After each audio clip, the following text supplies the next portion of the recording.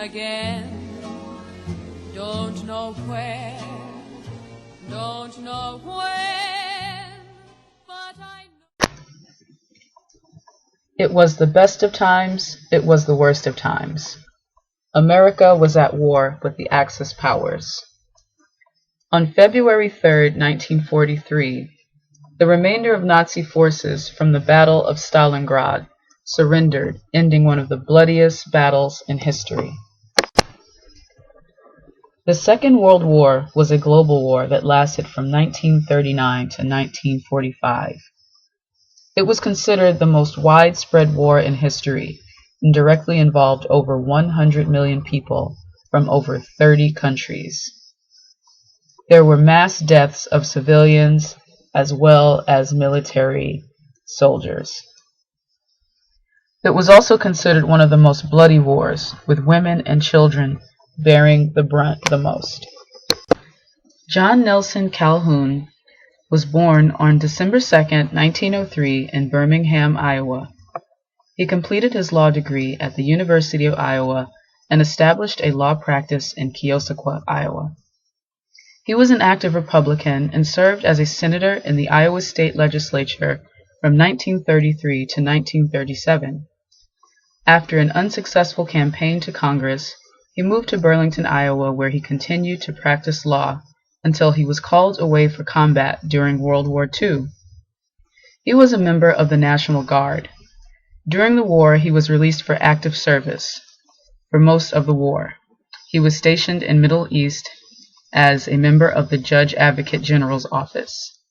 John left behind a series of World War II family correspondences between his wife Dorothea and his children. The letter is addressed, "My dearest.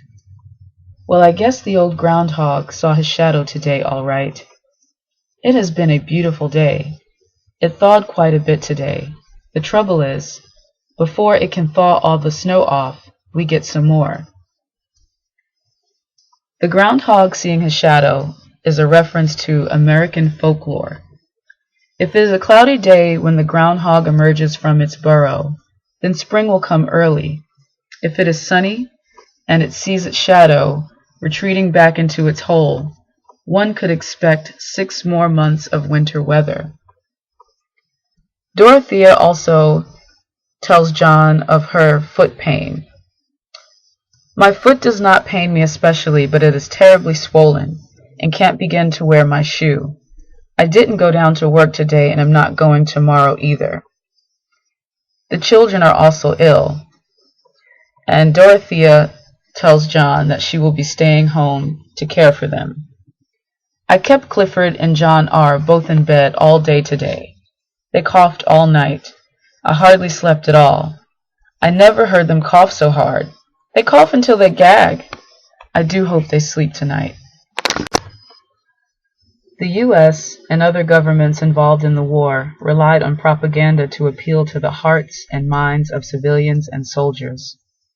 There were posters, pamphlets, radio shows, and newsreels designed to create a public that was 100% in support of the war. Many of these propaganda posters targeted women. Some career opportunities available to women during the war enhanced their lives to some degree. However, women across seas were the subjects of atrocities that would change their lives forever. Jewish women and children, as well as Asian women, were victims of war. Jewish women and children were murdered by the masses, and 200,000 Asian women, many of whom were Japanese, Korean, Filipino, Taiwanese, and Dutch, were recruited as prostitutes by the Imperial Japanese Army during World War II. Many were forced into sexual slavery throughout Asia. This was one of the largest cases of human trafficking in the 20th century. It is still regarded today as a massive violation of human rights where women were concerned.